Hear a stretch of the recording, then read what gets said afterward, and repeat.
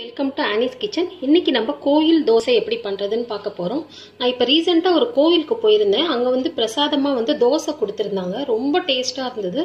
சரி, நான் அது எப்படி பண்றதுன்னு கேட்டுட்டு வந்திருக்கேன். அதுதான் இப்போ உங்க கூட ஷேர் பண்ண போறேன். வாங்க வீடியோக்குள்ள போலாம்.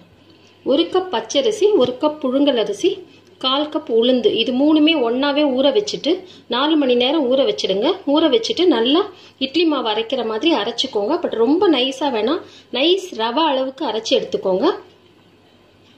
இதை வந்து ஒரு 3 மணி நேரம் புளிக்க வச்சு எடுத்துக்கலாம். இப்ப நல்லா 3 மணி நேரம் புளிச்சு எடுத்து வச்சிருக்கேன். இது கூட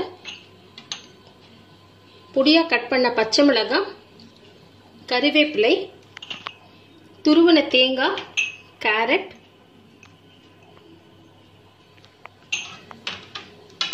அது கூட மிளகு ஜீரக பொடி, இதுதான் முக்கியமான இன்கிரியன்ட். மிளகு ஜீரகம் ரெண்டையும் மிக்சியில நல்லா பொடி பண்ணி எடுத்திருக்கேன்.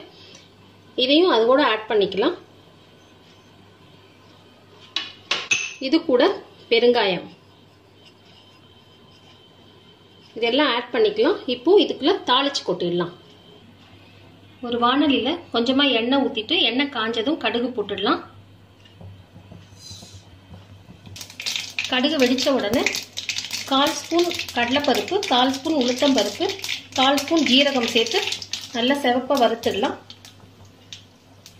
பருப்பு நல்லா செவந்ததும் மஞ்சள் தூள் ஆட் பண்ணி அடுப்பு ஆஃப் பண்ணிடலாம்.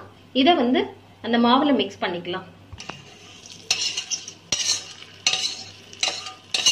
இப்போ எல்லாத்தையும் நல்லா மிக்ஸ் பண்ணிக்கலாம்.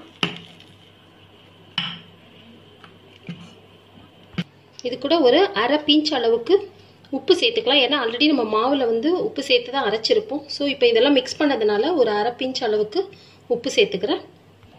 மாவு ரெடி ஆயிடுச்சு. இப்போ இதை வந்து தோசை தவால நம்ம ஊற்றி எடுத்துடலாம். இப்போ அடுப்பில் தோசை தவா போட்டு வச்சு கொஞ்சமா எண்ணெய் ஊற்றிட்டு நல்லா ஸ்ப்ரெட் பண்ணிக்கோங்க.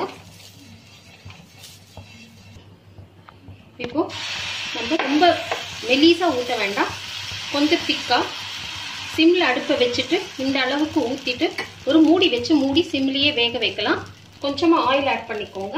ஆக்சுவலாக இதுக்கு வந்து தேங்காய் எண்ணெய் ரொம்ப டேஸ்டா இருக்கும். முடிஞ்சதுன்னா தேங்காய் எண்ணெய் கூட ஆட் பண்ணிக்கலாம். நம்ம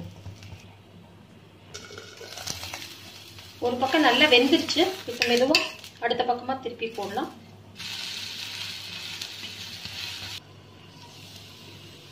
பாருங்க, நல்லா 2 பக்கமும் நல்லா வெந்துருச்சு. இது வந்து ரொம்ப முறுமுறுன்னு இருக்கக்கூடாது, கொஞ்சம் மெத்து மெத்துன்னு தான் இருக்கணும். அப்பதான் இந்த டேஸ்டா இருக்கும் ரொம்ப. இப்போ இதை பிளேட்டுக்கு மாத்திடலாம். இதே மாதிரியே எல்லா தோசையும் நம்ம ஊற்றி எடுத்துடலாம்.